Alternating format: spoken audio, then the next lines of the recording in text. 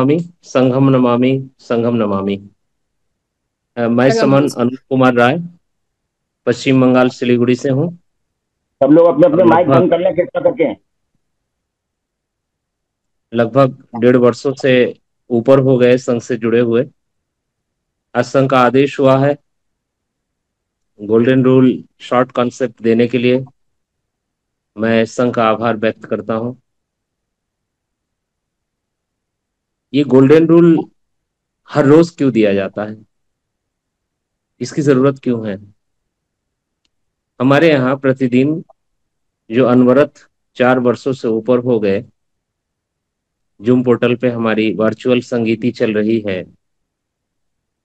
ये निश्चित रूप से आने वाले दिनों में एक अनोखा रिकॉर्ड बनेगी, जो वैश्विक रिकॉर्ड होगा कि कोई भी संघ या कोई भी संगठन इस तरह से लगातार बिना रुके बिना थके प्रतिदिन हम लोग यहाँ जुड़ते हैं और जुड़ करके हम लोग संगति करते हैं। हमारे 10 गोल्डन नियम हैं और उन नियमों के बारे में मैं थोड़ा थोड़ा बताते हुए चलता हूँ, क्योंकि जो नए साथी जुड़ते हैं यहाँ पे उनको ये जानकारी होनी चाहिए कि समन संघ किन बिंदुओं पे आधारित है, किन नियमों पे चलता है, उनकी नीति क्या है, उनके आदर्श क्या है, उनके नियम क्या है। हमारे सबसे पहला जो स्वर्ण विनय हम लोग कहते हैं, गोल्डन रूल का मतलब स्वर्ण विनय होता है, वो है केवल समन। केवल समन का मतलब बस इतना ही समझ लीजिए आप शॉर्ट में, एक शब्दों में, कि केवल समन का मतलब होता है SC ST OBC और कन्वर्टेड माइनॉरिटीज, यही लोग संघ में आ सकते हैं। दूसरा हमारा गोल्डन रूल है कि चंदा कभी नहीं। समन संघ न चंदा लेता है न चंदा देता है। विस्तृत विश्लेषण इसकी जिस दिन इसके नंबर आएगा उस दिन आप लोग जो नए लोग हैं वो सुनेंगे। तीसरा जो स्वर्ण विनय है आज जिसके ऊपर मुझे बात रखनी है, जाति अभ्यास कभी नहीं। चौथा जो स्वर्ण विनय है, केवल संघवाद। हम केवल संघ की बात करते हैं, संघ के नियमों की बात करते हैं, संघ की हित की बात करते हैं। संघ को आगे बढ़ाने के लिए जो भी बातें होती है हम वही बातें करते हैं। पांचवा बड़ा महत्वपूर्ण हमारे स्वर्ण विनय है, पद प्रतिष्ठा मंच माला कभी नहीं। क्योंकि इस पद प्रतिष्ठा मंच माला की लोभ में हमें बड़ा पीछे धकेल दिया है, हम सपनों को बड़ा नीचे ले गया है। लोगों ने हमें प्रलोभन दे करके हमारे समाज को आज के वर्तमान समय में भी अगर तमाम टुकड़ों पे टुकड़े होते जा रहे हैं तो उसके पीछे इसकी बहुत बड़ा हाथ है। छठवां हमारा जो स्वर्ण विनय है, इस संघ का रजिस्ट्रेशन कभी नहीं होगा। क्योंकि रजिस्ट्रेशन किसी घर का, किसी गाड़ी का, किसी जमीन का किया जा सकता है। ये संघ 120 करोड़ लोगों का है और 120 करोड़ लोगों की रजिस्ट्रेशन नहीं हो सकता। सातवां हमारा जो गोल्डन रूल है वह है संघाति से सबसे ऊपर। संघ का आदेश सबसे ऊपर है। जैसे मुझे आदेश दिया गया आज कि आपको जाति अभ्यास कभी नहीं, इसके ऊपर आपको बात रखनी है, ये संघ का आदेश है। और हम कोशिश करते हैं समन संघी, हम बीमार हो, परेशान हो, कहीं शादी में हो, कहीं विवाह में हो, कितनी भी व्यस्तता रहती है, अगर संघ ने आदेश दे दिया कि आपको ये करना है तो हमें वो करना ही है। हमारे लिए कोई सेकंड ऑप्शन नहीं होता। हमारी आठवीं जो स्वर्ण विनय है कि संघ राजनीति में कभी नहीं जाएगा। इसके ऊपर भी बहुत सारे बातें हुई है। संघ राजनीति में नहीं जाएगा, ये सत्य है, अटल सत्य है।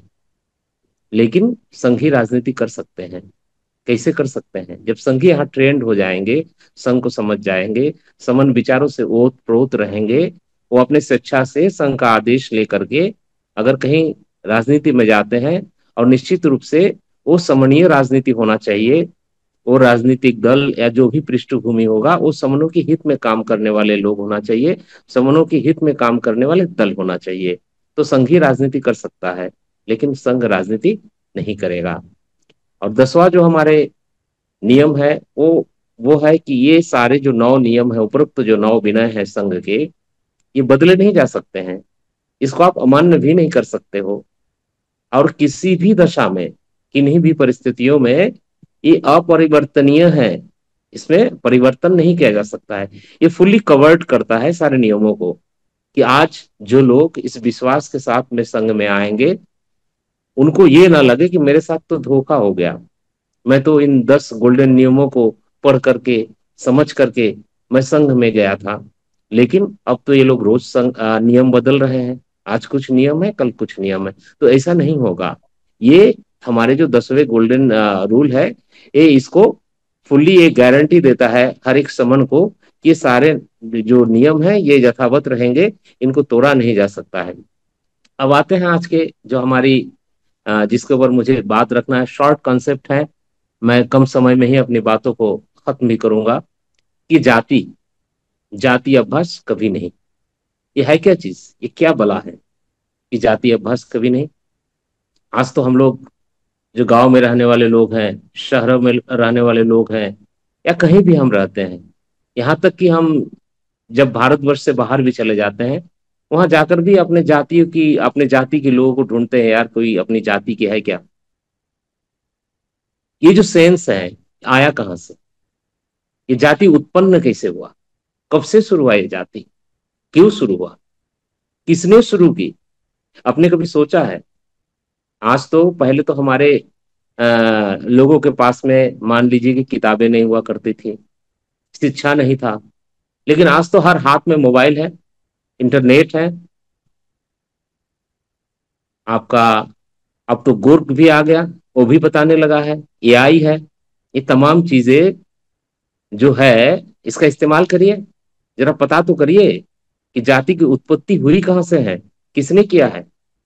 हमारे महासमन बाबा साहब डॉक्टर भीमराव रामजी आम्बेडकर, आपने भी बहुत तलाशा, लेकिन उन्होंने अपने किसी पुस्तक में ये शुद्ध रूप से उल्लेख करके नहीं जा पाए हैं कि ये जाति की उत्पत्ति हुई कहाँ से, किया किसने।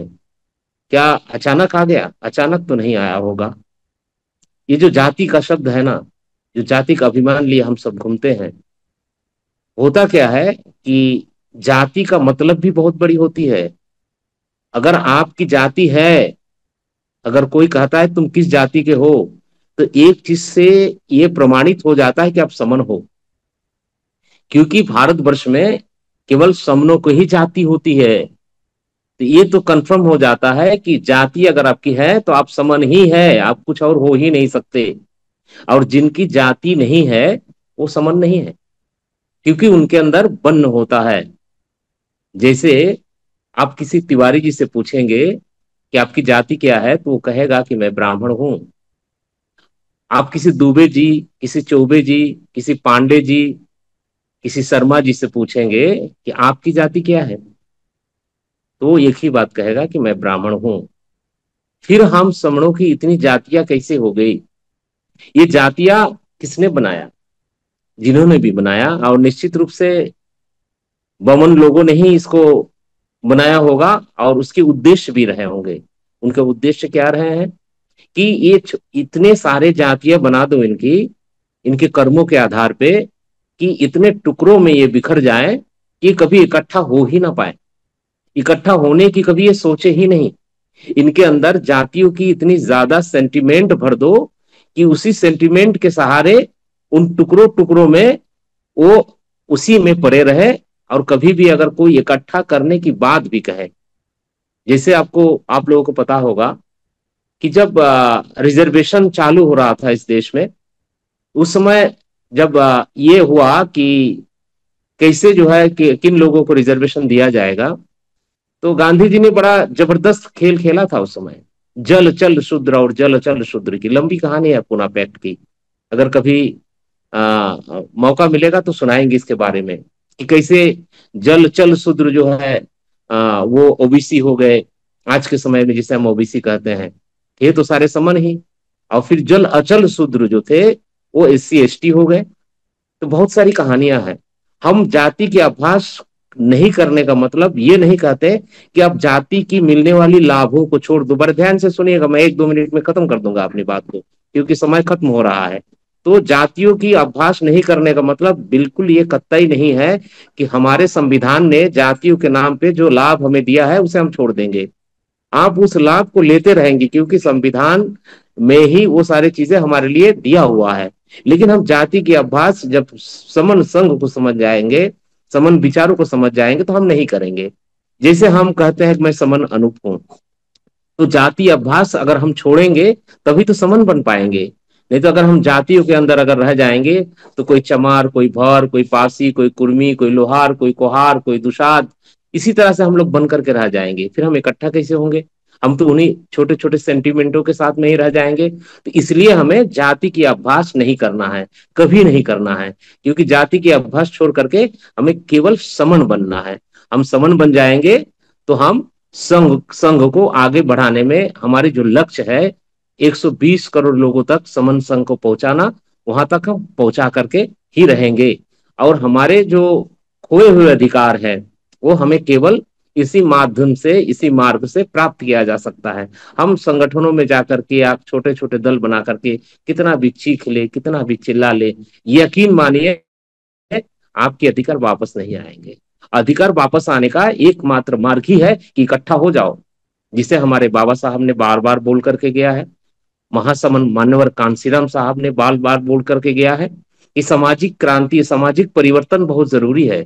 तो समन संघ सामाजिक परिवर्तन करने के लिए संघ को पुनर्जीवित किया है। क्योंकि सामाजिक परिवर्तन के बिना, सामाजिक क्रांति के बिना कोई भी संघर्ष वो सफल नहीं हो सकता। तो सामाजिक क्रांति बहुत जरूरी है। मैं अपनी बातों को यहीं पे खत्म करूंगा, मेरा समय खत्म हो चुका है। और मेरी बातों से अगर किसी को आघात लगी हो, मेरी मुंह से अगर कोई गलत अल्फाज निकली हो, तो मैं संघ से हाथ जोड़ करके क्षमा चाहता हूं। संघ मुझे क्षमा करे, संघ मुझे क्षमा करे, संघ मुझे क्षमा करे। जय भीम, नमो बुद्धाय, संघम नमामि।